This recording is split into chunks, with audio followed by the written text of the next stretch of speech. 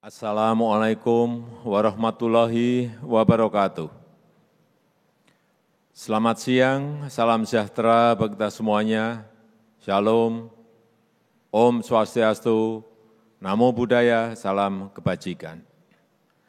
Yang saya hormati para Menteri Kabinet Indonesia Maju dan seluruh kepala lembaga yang hadir, yang saya hormati Kepala Daerah beserta seluruh Forkompinda, hadirin undangan yang berbahagia. Pertama-tama saya ingin menyampaikan selamat kepada Bapak, Ibu, dan saudara-saudara yang telah dilantik sebagai gubernur, wakil gubernur, sebagai bupati, wakil bupati, serta sebagai wali kota dan wakil wali kota. Tadi saya mendapatkan laporan dari Mendagri bahwa hari ini ada petahana 114 dan yang baru 255. Bapak, Ibu, dan saudara-saudara sekalian yang saya hormati, jabatan yang diberikan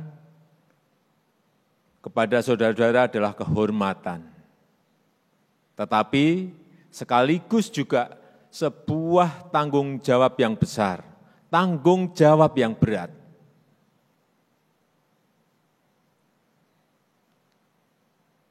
Oleh sebab itu, jangan sampai saudara-saudara ini hanya mengikuti prosedur yang ada.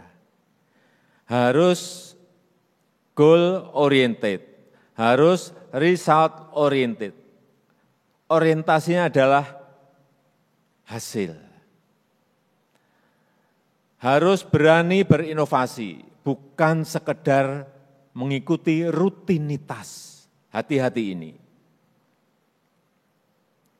Harus bekerja dengan kecepatan tinggi. Oleh sebab itu, dalam bekerja, jangan hanya puas membaca laporan saja. Cek di lapangan, lihat di lapangan, kontrol di lapangan.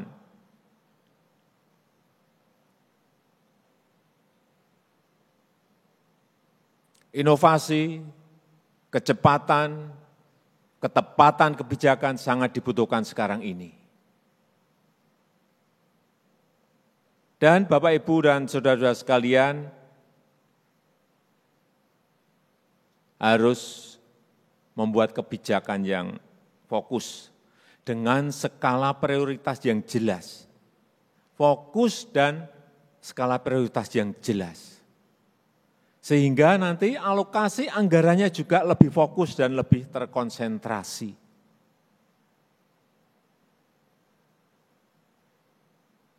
Saya melihat satu provinsi ada yang mata anggarannya sampai 40.000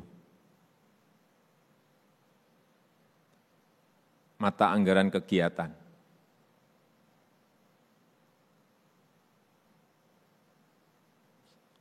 Menurut saya, semakin sedikit kegiatan akan semakin secara manajemen, semakin gampang kontrolnya, semakin gampang ngeceknya, dan hasilnya akan semakin kelihatan. Oleh sebab itu saya titip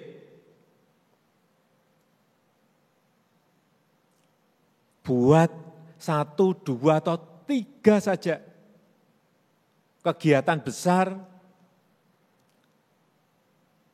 yang anggarannya dikonsentrasikan ke sana, sehingga hasilnya bisa dilihat, dirasakan manfaatnya oleh masyarakat.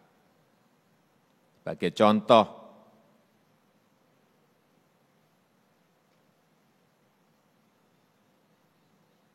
ada anggaran di sebuah kabupaten 2 triliun misalnya. Hati-hati, saya titip yang namanya belanja aparatur dan belanja pembangunan, belanja aparatur dan belanja modal dilihat. Gedean yang mana? Usahakan agar belanja pembangunan, belanja modal itu lebih besar dari belanja aparatur. Kalau sudah ketemu belanja pembangunan, belanja modal, jangan sampai yang namanya anggaran itu dibagi rata ke masing-masing unit, ke masing-masing dinas.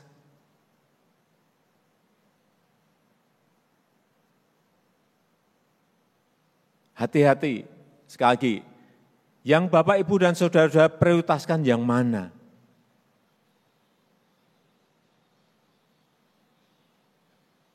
Berikan 2 prioritas atau maksimal 3 prioritas. Udah, anggaran itu konsentrasikan ke sana, 60%. Sisanya baru diberikan ke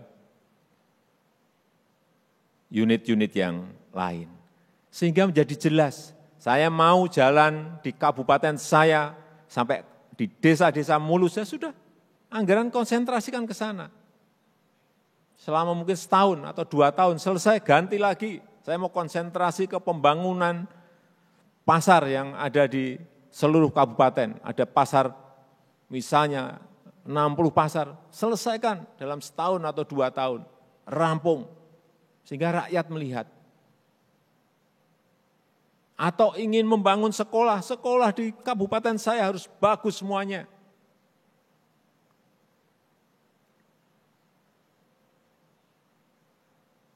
Sehingga kelihatan mana prioritas, mana yang menjadi unggulan.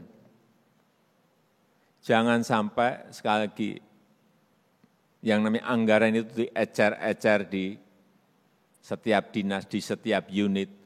Sehingga setiap tahun itu anggaran ya terbelanjakan tetapi tidak ada baunya sama sekali. Tidak dirasakan oleh kemanfaatannya oleh rakyat. Hati-hati dengan ini karena anggaran APBD itu bisa men-trigger pertumbuhan ekonomi di daerah Bapak Ibu semuanya.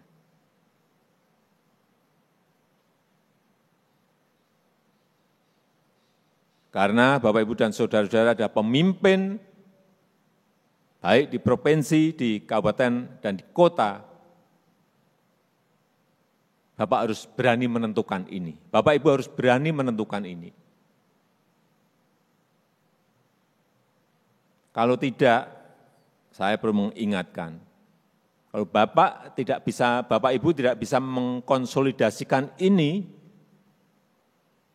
manajemennya tidak seperti yang tadi saya sampaikan, kemudian anggaran diecer-ecer di dinas-dinas, di unit-unit yang ada, karena masalahnya pasti selalu ada, karena enggak dirasakan oleh masyarakat, hasil kepemimpinan Bapak, Ibu, dan saudara-saudara sekalian, ya tidak terpilih lagi. Karena anggarannya hilang setiap tahun, realisasi setiap tahun, tapi tidak kelihatan manfaatnya oleh rakyat. Yang kedua, saat ini kita masih fokus dalam mempercepat recovery kesehatan dan recovery ekonomi, pemulihan kesehatan dan pemulihan ekonomi kita. Tugas Bapak, Ibu, dan saudara-saudara semuanya adalah dua-duanya harus terkelola dengan baik. Gas dan remnya harus dilakukan secara tepat. Karena yang namanya COVID ini barangnya tidak kelihatan. Jangan sampai terlalu mendahulukan ekonomi, kemudian tidak memperhatikan penyebaran COVID yang terjadi, kenaikan kasus COVID meningkat, ekonominya justru menjadi pertumbuhannya tertekan turun. Oleh sebab itu, sekali lagi pencegahan penyebaran COVID harus menjadi prioritas penanganan pasien yang terkena kasus COVID harus terus dilakukan secara konsisten. Hati-hati, karena COVID ini barangnya nggak kelihatan. Bulan Januari yang lalu misalnya, saya nggak usah sebutkan negaranya, turun anjlok. Begitu dibuka, bulan Maret lompatannya naik tinggi sekali. Hati-hati dengan itu. Jangan sampai karena kasusnya sudah turun, kemudian tergesa-gesa untuk membuka sektor-sektor yang ada. Lakukan itu tetapi per sektor, hati-hati, per sektor hati-hati, per sektor hati-hati. Caranya harus tepat agar dampak ekonominya bisa kita kendalikan dengan baik. Kita ingat di bulan Januari yang lalu, kita kasus aktif harian kita berada di angka 14.000 bahkan sampai di 15.000. Hari ini sudah 2 minggu, angkanya 2 minggu, 3 minggu, angkanya di angka 6.000, 5.000, 4.000. Kasus harian nasional. Oleh sebab itu, pertama, lakukan PPKM Mikro ini agar menemukan kasus-kasus baru yang ada. Kemudian mengisolasi lingkungan terkecil sebelum kasus itu menyebar lebih luas lagi. Jadi jangan sampai kita ini melockdown kota atau melockdown kabupaten. Karena di satu kabupaten mungkin yang kasusnya terjadi di sebuah desa atau 2 desa, ya desa itu yang diisolasi. Sehingga tidak menyebar lebih luas lagi. Kemudian juga sosialisasi dan penegakan protokol kesehatan terus disampaikan, terus dilakukan. Ini akan dibantu oleh TNI dan Polri, dibantu oleh Forkompinda.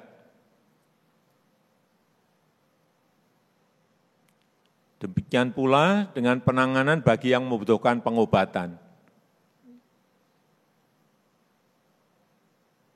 Cek obatnya masih atau tidak, kontrol obatnya tersedia atau tidak, untuk berapa minggu ke depan atau untuk berapa bulan ke depan, semuanya harus dicek.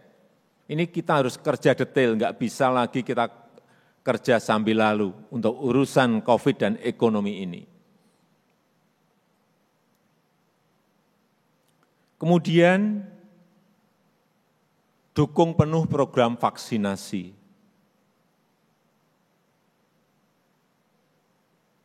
Karena kalau PPKM Mikro berjalan, protokol kesehatan dilakukan secara ketat, kemudian program vaksinasinya berjalan dengan baik, dengan sasaran yang jelas. Sasarannya adalah, yang pertama, saya kira kita sudah berulang-ulang, tenaga kesehatan, pelayan publik, kemudian para lansia, kemudian lokasi-lokasi yang interaksi antar masyarakatnya tinggi dan mobilitasnya tinggi, itu yang diberikan prioritas terlebih dahulu. Dengan cara ini kita harapkan pemulihan kesehatan bisa kita segera capai. Kita ingin nanti di bulan Juli, target kita paling tidak 70 juta penduduk kita harus sudah divaksinasi. Nanti kurvanya akan kelihatan turunnya di bulan Juli kalau vaksinasinya bisa mencapai 70 juta orang. Yang kedua, di bidang ekonomi. Banyak PHK karena banyak pabrik yang berhenti produksi dalam masa pandemi. Oleh sebab itu, saya minta juga APBD ini bisa memberikan pekerjaan kepada masyarakat di lapis bawah. Dengan cara perbanyak program-program padat karya untuk penciptaan lapangan pekerjaan sambil menunggu ekonomi kembali pulih sepenuhnya. Memperbaiki jalan, padat karya. Membangun irigasi, padat karya. Membangun sekolah, padat karya. Ini akan menggerakkan ekonomi daerah dan memberikan lapangan pekerjaan bagi masyarakat kita. Kemudian juga segera eksekusi yang namanya belanja sosial, bantuan sosial. Karena rakyat menunggu, rakyat membutuhkan. Dari pusat ada bantuan sosial, dari daerah yang kira-kira titik-titik yang belum tersentuh oleh bantuan sosial dari pusat, berikan oleh daerah. Bantu juga usaha mikro, kecil, dan menengah, baik itu permodalan, produksi maupun pemasarannya, karena ini akan menggerakkan ekonomi daerah. Utamakan mereka, usaha mikro, usaha kecil.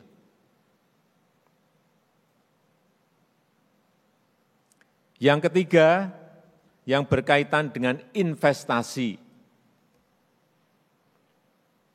Berikan dukungan penuh, pelayanan penuh kepada investasi baru.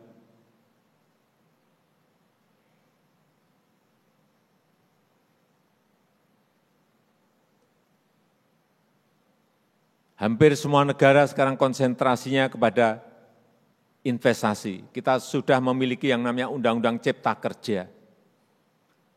Implementasi pelaksanaan dari Undang-Undang Cipta Kerja ini di daerah harus didukung penuh karena akan membuka investasi. Karena yang namanya memperlambat izin investasi, kalau di BKPM sekarang sangat cepat sekali, yang namanya izin sangat cepat sekali.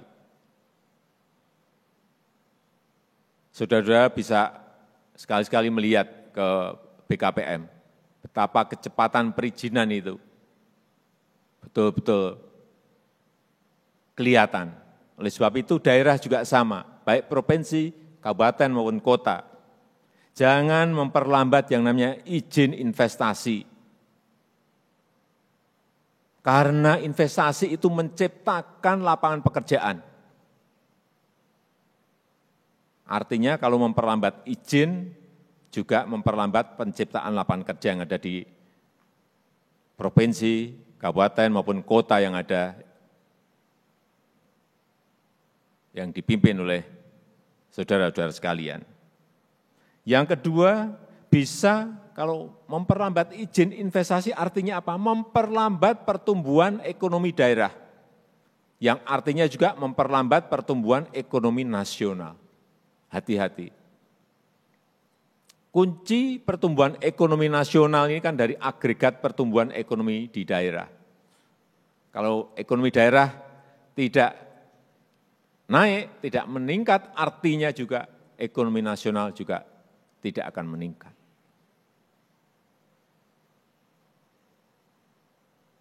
Hati-hati mengenai ini. Karena yang namanya APBN, APBD itu enggak mungkin naik secara signifikan. Oleh sebab itu yang bisa meningkatkan pertumbuhan ekonomi, investasi dan ekspor. Sebab itu saya betul-betul ingin menekankan mengenai investasi ini. Yang ketiga, investasi ini juga memberikan income kepada negara, memberikan income kepada daerah. Karena dari situlah kita bisa menarik pajak, dari situlah kita bisa menarik yang namanya retribusi. Hati-hati, 76% pendapatan negara itu diperoleh dari pajak. 76% pendapatan negara itu diperoleh dari pajak. Gede sekali. Kalau ada investasi baru, mendirikan perusahaan, mendirikan pabrik, mendirikan industri, artinya ada yang kita pungut pajaknya, ada tambahan lagi. Dan yang paling besar memang pajak dari badan usaha, yaitu perusahaan atau PT.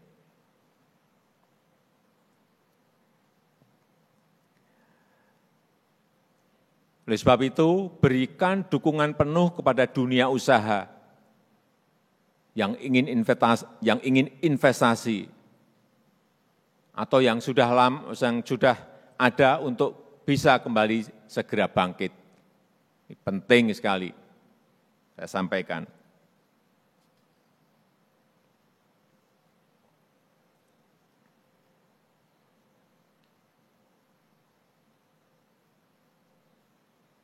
Hati-hati,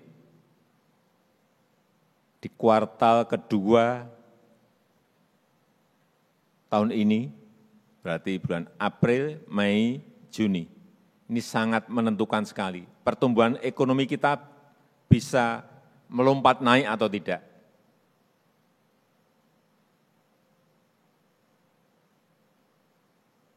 Kalau tidak, kuartal berikutnya kita akan betul-betul sangat berat.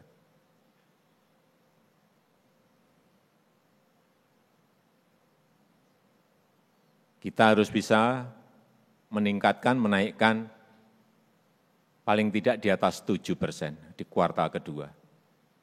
Bukan barang yang mudah, bukan sesuatu yang mudah.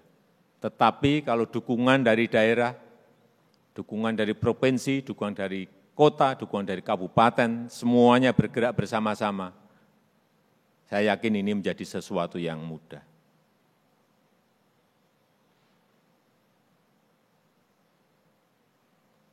Karena begitu di kuartal kedua bisa mencapai angka yang tadi saya sampaikan, kuartal berikutnya akan menjadi lebih mudah.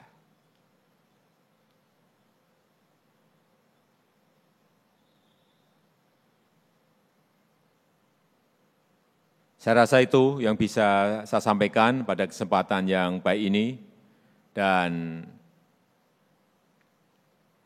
sekali lagi apa yang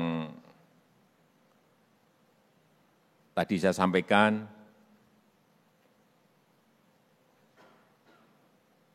tolong betul-betul kita bersama-sama lakukan, sehingga